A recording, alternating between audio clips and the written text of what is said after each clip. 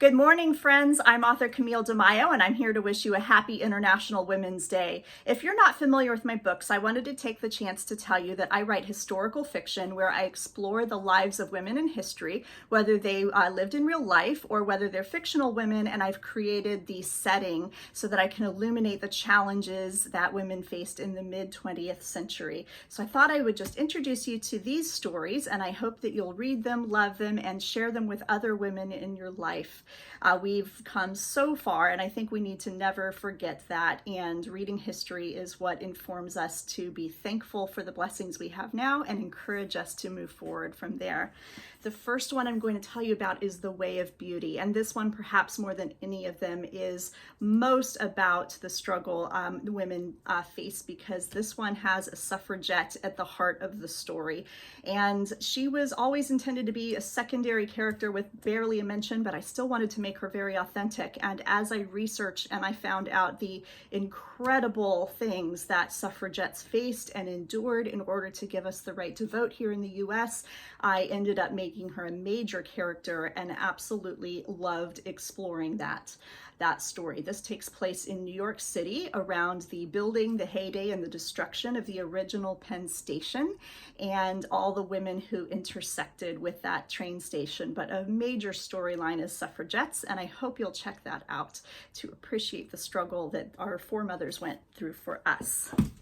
This book is Before the Rain Falls. This is set in a 1940s Texas women's prison, and that illuminated for me an entirely, just a life I didn't know anything about. This is another situation where my storyline was actually just going to be a chapter of backstory, but as I research is my friend, as I researched and found so many stories worth telling about the women in prison at that time, including an all-female band, a prison rodeo. This is a story I loved delving into. It is a strong story about two sets of sisters and the love between sisters and the sacrifices we will make for them. The first Emma here is my most recent book that came out in 2020. This is my only book that's based on an actual real life woman, and this is about Emma Kaler, who ran a brewery in the early 1900s after the murder of her husband by one of his mistresses, also named Emma. Emma Kaler took this over. She steered it through Prohibition, and she was the only large brewery in the South to be able to successfully stay in business throughout Prohibition, because of a lot of the innovative things that she did, some of which we still have with us today. So if you would like an inspired by a true story woman in business, the first Emma is for you. The Beautiful Strangers. This is the book I had the most fun writing. It is set at the Hotel del Coronado in 1958 on the set of Some Like It Hot. I do have Marilyn Monroe as a pretty significant character in here, so there's some real life in there. But this is a story about a woman who is leaving her family business in order to seek her own dreams. And I really loved writing the theme of that.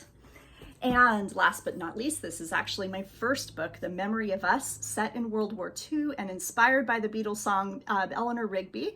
This is my imagining of what those characters in that song might have endured. The names are changed, which is a whole other conversation, but any fans of the song will definitely see where my inspiration lied in this. It is the story of a woman who had to face a real-life bombing in World War II with some devastating after effects and the courage she had to have to rise through that.